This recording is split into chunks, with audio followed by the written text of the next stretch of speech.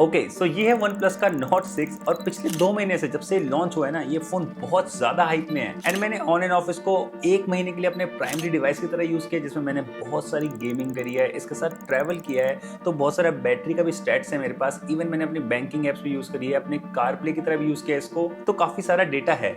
Even उसके बाद थोड़े दिनों मैंने इसको सेकेंडरी डिवाइस की तरह भी यूज किया है। और स्टार्टिंग में मैं आपको एक चीज क्लियर कर देता हूँ, जब ये फोन आया था ना तो मेरे ओपिनियन थोड़े डिफरेंट थे, बट इसको डेली ड्राइवर की तरह यूज करने के बाद और इसमें 1-2 सॉफ्टवेयर अपडेट्स भी आ चुके हैं और अब मेरे पास एक डिफरेंट ओपिनियन है इसके लिए। एंड सबसे इंपॉर्टेंट बात, जब ये फोन लॉन्च हुआ था ये सिर्फ 36,000 में मिलता था और उस टाइम इस फोन को रेकमेंड करना बहुत ईजी था, मतलब बहुत वैल्यू फॉर मनी डिवाइस था ये। बट इस फोन के करंट प्राइस की बात करें तो ये अभी 43,000 में इसका बेस वेरिएंट मिल रहा है और इस प्राइस में हम इसको वैल्यू फॉर मनी तो कंसीडर नहीं कर सकते। सो वीडियो के एंड तक ना आपको बहुत सारा रियल लाइफ डेटा दिखाऊंगा इस फोन का, अपना ओपिनियन भी बताऊंगा, तो काफी ईजी हो जाएगा आपके ये समझने के लिए कि कहाँ पे ये फोन आपको डिसअपॉइंट कर सकता है और कौन से ऐसे सिचुएशन है जहां पे ये सच में अभी भी आप कंसीडर कर सकते हो। तो चलो वीडियो को स्टार्ट करते हैं। स्टार्ट करते हैं इसके डिजाइन एंड बिल्ड क्वालिटी से। और दिखने में ना ये बहुत ही ज्यादा सिमिलर है OnePlus 15 से एंड OnePlus 13S से। तो इससे एक चीज तो क्लियर हो जाती है कि डिजाइन वाइज ये OnePlus के महंगे फोन जैसा ही दिखता है। बट मैं ऑनेस्टली बताऊं, कॉस्टली फोन जैसा दिखना और कॉस्टली फोन जैसा फील होना दोनों एक बहुत डिफरेंट चीज है। और अगर मैं इस Note 6 की बात करूं तो इसका जो फ्रेम है या फिर बैक पैनल है, दोनों में प्लास्टिक के देखने को मिलते हैं। तो चाहे दिखने में कितना ही प्रीमियम लगे बट फीलिंग इतनी प्रीमियम नहीं है एज कम्पेयर टू प्राइस, क्योंकि अब ये 43,000 रुपीज का मिलता है। एंड मैं ऐसा क्यों कह रहा हूँ, इसका एक रियल लाइफ एग्जांपल बताता हूँ। अब देखो ये फोन ना मुझसे 2-3 बार गिर चुका है पूरे 2 महीने की ड्यूरेशन में। एंड क्योंकि एक प्लास्टिक फ्रेम के साथ आता है ना, तो इसके टॉप पे देखो एक छोटा सा मार्क दिख रहा होगा आपको। मैं आपको क्लोजअप शॉट्स दिखाता हूँ, मतलब हम इसको छोटा सा डेंट कह सकते हैं। बट अगर इसकी जो फ्रेम है वो मेटल की होती तो बहुत कम चांसेस है कि ये डेंट आता। तो इस एग्जांपल से होपफुली आप समझ गए होंगे कि प्रीमियम दिखना और प्रीमियम फील होना दोनों एक डिफरेंट थिंग है। बट अगर मैं ड्यूरेबिलिटी में आईपी रेटिंग की बात करूँ ना, तो इसके आसपास भी कोई फोन नहीं आता, क्योंकि इसके अंदर में सारी आईपी रेटिंग देखने को मिल जाती है। और लिटरली मैंने इसको गंगा नदी में डुबकियां भी लगवाई है, बट ये फोन अभी तक सही चल रहा है, तो मतलब आईपी रेटिंग काम तो कर रही है। बट इसके डिजाइन में एक चीज ने काफी इंप्रेस किया मुझे।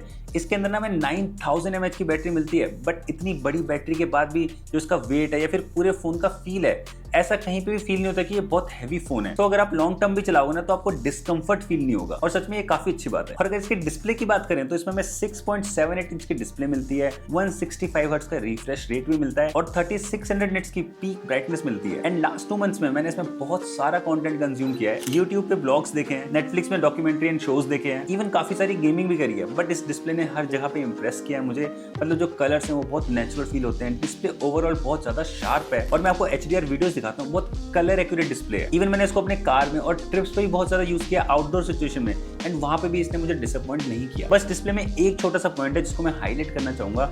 इसके अंदर हमें ऑलवेज ऑन डिस्प्ले नहीं मिलता परमानेंट वाला, जो कि Note 5 में मिलता था। इसमें आपको टेम्परेरी AOD मिलता है। ये चीज थोड़ी सी इंप्रूव हो सकती थी। अब इस फोन के परफॉर्मेंस एंड गेमिंग डिपार्टमेंट की बात करते हैं, एंड यहाँ पे मैं कॉन्फिडेंटली बोल सकता हूँ कि ये इस फोन का काफी स्ट्रॉन्ग पॉइंट है। मैं एक बार आपको स्क्रीन पे इसके स्पेक्स दिखा देता हूँ, फिर मैं आपको रियल लाइफ डेटा बताता हूँ इस फोन का। अब ये बात तो आपको ही पता होगा कि जब भी कोई फोन नया आता है ना, उसको ऑप्टिमाइज होने में टाइम लगता है। मतलब इनिशियली किसी भी फोन में गेमिंग बहुत अच्छे से नहीं होती है, फिर बहुत सारे बग्स देखने को मिलते हैं। बट इस फोन के साथ सिचुएशन थोड़ी डिफरेंट है। जब ये फोन लॉन्च ही हुआ था ना, तब भी ये बहुत ज्यादा ऑप्टिमाइज था। मतलब अगर मैं गेमिंग की बात करूँ तो चाहे BGMI हो, COD हो, इवन जेंशन इम्पैक्ट हो, वो सारे गेम्स ना 120 फ्रेम्स पे चल रहे थे और अभी भी 120 फ्रेम्स में बहुत ऑप्टिमाइज तरीके से चलते हैं। इवन जितने भी डे टू डे वाले टास्क हैं, सोशल मीडिया चलाना या फिर कार में कार प्ले यूज करना, उसमें नेविगेशन यूज करना, म्यूजिक कंट्रोल, ऑलमोस्ट हर जगह ना काफी रिलायबल एंड बहुत स्मूथ परफॉर्म किया है इसने, और ये सच में बहुत अप्रिशिएट करने वाली बात है। मैं आपको एग्जांपल के लिए एक डेटा बताता हूँ। मेरे पास वीवो का ना X300 FE फोन है और वो काफी महंगा है, बट अभी तक उसको लॉन्च हुए 1 महीने हो गए हैं, बट अभी तक उसमें BGMI 90 FPS में ही चल रहा है।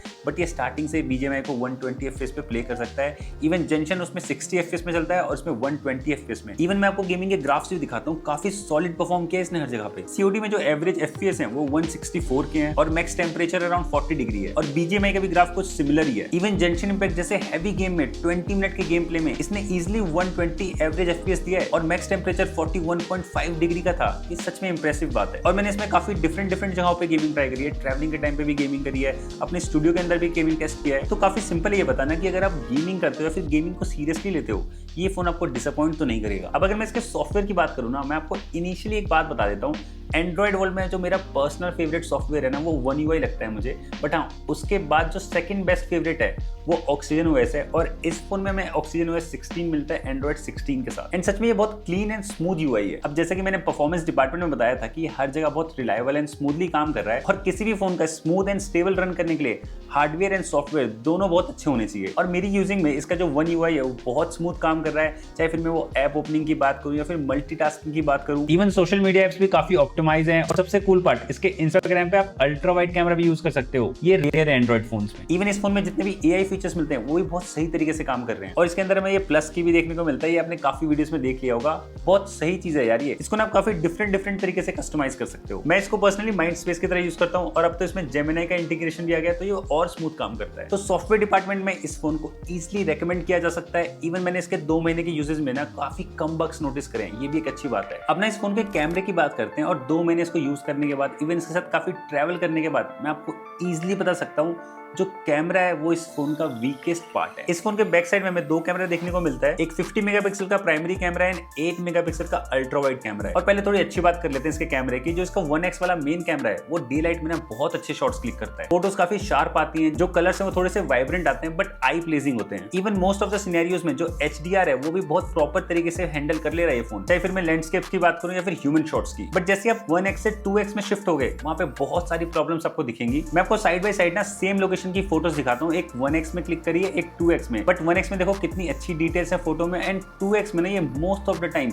ओवर शार्पन कर देता है फोटोज को, ऐसा लगता है कि बहुत आर्टिफिशियल फोटोज है। और कभी कभी ऐसा भी होता है कि मैंने सेम पिक्चर्स क्लिक करी है 2x में ही 2 बारी, एक में इसने ओवर शार्पन किया है और एक में बहुत अच्छी डिटेल्स दिखाई है। इवन इसके 1x एंड 2x वाले शॉट्स में कलर शिफ्ट भी देखने को मिलता है। एंड ये जो 2x में ओवर शार्पनिंग वाली दिक्कत है ना, ये जो इनकंसिस्टेंट रिजल्ट्स हैं, ये पोर्ट्रेट मोड में भी दिखते हैं हमें। मैं आपको शॉट दिखाता हूँ, सेम टाइम पे मैंने 2 बारी पिक्चर्स क्लिक करी और दोनों ही पोर्ट्रेट मोड में है, बट कभी बार ये सब्जेक्ट को बहुत ही ज्यादा ओवर शार्पन एंड डार्क कर देता है। इन शॉर्ट बहुत ज्यादा इनकंसिस्टेंट रिजल्ट्स हैं। आई थिंक सॉफ्टवेयर अपडेट से इसको फिक्स करना चाहिए, क्योंकि देखो 1x एंड 2x दोनों में ना ये फोन अपना मेन कैमरा यूज कर रहा है, तो अगर 1x में अच्छी फोटोज आ रही हैं तो 2x में भी ना स्लाइटली कम डिटेल्स के साथ अच्छी फोटोज ही आनी चाहिए, इतनी इनकंसिस्टेंसी नहीं चलती। इवन अगर मैं आपको ह्यूमन पोर्ट्रेट शॉट्स दिखाऊं वो भी बहुत अच्छे तरीके से क्लिक करता है, ये डे लाइट में सब्जेक्ट को शार्प भी दिखाता है। बट अगर एजेस की बात करें, मैं आपको मल्टीपल शॉट्स दिखाता हूँ, ये बहुत बारी फेल हो जाता है। और कुछ सैंपल्स में अल्ट्रा वाइड के भी दिखाता हूँ। देखो नॉर्मली तो आपको अच्छे लगेंगे दिखने में, बट जैसे ही मैं फोटोज में जूम करूंगा ना तो कोई डिटेल्स नहीं है इनमें, क्योंकि इसका जो सेंसर साइज है वो सिर्फ 8 मेगापिक्सल का है, एंड 43,000 के प्राइस सेगमेंट में ये जस्टिफाइड तो नहीं लगता। इवन जो इसका अल्ट्रा वाइड कैमरा है उससे आप 4K में शूट भी नहीं कर सकते, तो अगर आप बहुत ज्यादा वीडियो शूट करते हो तो भी इसको अवॉइड ही करना। और अगर मैं लो लाइट की बात करूं, यहाँ पे तो अल्ट्रा वाइड बहुत ही बेकार परफॉर्म कर रहा है एज कंपेयर टू 1x। मैं आपको साइड बाय साइड शॉट्स दिखाता हूँ, आप इजीली समझ जाओगे। बट अच्छी बात यह है कि इस फोन का फ्रंट कैमरा मुझे सही लगा, काफी detail and vibrant selfie click करता है ये। इवन जो इसका फ्रंट कैमरा है वो थोड़ा वाइड भी है, तो आप ग्रुप सेल्फी भी ना इजीली ले सकते हो। एंड ये कुछ शॉट्स मैंने इसके मेन कैमरे से शूट करे हैं, कलर्स काफी अच्छे आ रहे हैं, इवन स्टेबलाइजेशन भी ठीक है, और 4K में आप इससे शूट कर सकते हो, तो मेन कैमरा तो यूजेबल है। बट 43,000 में आपको एक 8 मेगापिक्सल का अल्ट्रा वाइड मिल रहा है, एंड फोन में कोई टेलीफोटो लेंस नहीं है, जो कि बहुत बड़ा ड्रॉबैक है। तो मैं इजीली कह सकता हूँ कि कैमरा इस फोन का वीकेस्ट पार्ट है। अब वीडियो को कंक्लूड करने से पहले ना इस फोन की बैटरी लाइफ की बात करते हैं, और यहाँ पे मैं इजीली बोल सकता हूँ कि ये वन ऑफ द बेस्ट चीज है इस फोन में। इस फोन में हमें 9000 mAh की बैटरी मिलती है, जो कि सच में बहुत मैसिव होती है, और ब्रांड के क्लेम के अकॉर्डिंग ये 2 दिन चल जाता है। और इसको ना मैंने रियल लाइफ में टेस्ट भी किया है। मैं ये फोन लेके ऋषिकेश गया था बिना किसी चार्जर के, एंड वहाँ पे रियल लाइफ सिनेरियोज में मैंने इसकी बैटरी को बहुत एक्सट्रीम तरीके से टेस्ट किया है। राइडिंग के टाइम पे मोटो व्लॉग भी बनाया, बहुत सारे फोटोज भी क्लिक करे हैं, इवन आउटडोर भी बहुत ज्यादा यूज किया है। सो बैटरी में तो आई एम सुपर कॉन्फिडेंट कि इस फोन को कोई बीट नहीं कर सकता। एंड अगर आपको मेरा रियल लाइफ बैटरी टेस्ट देखना है इस फोन का, मैं यहाँ कहीं लिंक डाल दूंगा, या फिर मेरे चैनल पे जाके भी आप देख सकते हो। और जितने भी लोग बहुत फ्रीक्वेंट ट्रैवल करते हैं उनके लिए तो सच में बहुत अच्छी चॉइस रहेगी, क्योंकि इसमें 80 वॉट की चार्जिंग मिलती है, बैटरी बहुत लंबी चल जाती है, इवन पावर बैंक कैरी करने की नीड नहीं है आपको। आईफोन वाले ये समझ रहे होंगे। प्लस इस फोन से आप दूसरे डिवाइसेस को 27 वॉट पे रिवर्स वाइड चार्जिंग कर सकते हो, और ये भी सच में बहुत क्रेजी है। ओके, सो फाइनली इस फोन के कंक्लूजन की बात कर लेते हैं। अब देखो, जब ये फोन 36,000 पे आया है तो मैंने बताया था आपको कि मैं इजीली रेकमेंड कर रहा था सबको, बट अब क्योंकि इसका बेस वेरिएंट 43,000 रुपीज का मिल रहा है, तो इसको रेकमेंड करना इतना इजी तो नहीं है। तो बेटर अंडरस्टैंडिंग के लिए ना मैं आपको स्क्रीन पे पॉइंटर्स दिखाता हूँ। अगर ये पॉइंटर्स आपके रिक्वायरमेंट के हिसाब से मैच कर रहे हैं, तो आप ये फोन अभी भी कंसीडर कर सकते हो। अगर ये पॉइंटर्स आपके रिक्वायरमेंट के हिसाब से मैच नहीं कर रहे तो प्लीज इस फोन को अवॉइड करना। एंड 40 से 50,000 के रेंज में ये कुछ फोन है जो आप कंसीडर कर सकते हो। मैं आपको स्क्रीन पे दिखाता हूं। और वीडियो के एंड में मैं आपको फिर से एक चीज याद दिलाना चाहूंगा, आप कोई भी फोन ले रहे हो आप सिर्फ स्पेक शीट देख के मत लिया करो। आप ये दिखा करो कि वो फोन आपकी 80 to 90% जो जरूरतें हैं, जो आपकी मतलब रिक्वायरमेंट्स है, वो पूरी कर रहा है कि नहीं, क्योंकि कोई भी फोन ना परफेक्ट नहीं होता। तो अगर आप अपने रिक्वायरमेंट को समझ के फोन लोगे ना अपने लिए, तो आई कैन बेट आप बेस्ट फोन लोगे अपने लिए। और कमेंट करके आप ये जरूर बताना कि आप नेक्स्ट वीडियो कौन से टॉपिक पे देखना चाहते हो। और अगर आपको वीडियो अच्छी लगी हो तो आप चैनल को सब्सक्राइब कर सकते हो और वीडियो को लाइक भी कर सकते हो। मिलते हैं नेक्स्ट वीडियो में। Bye bye.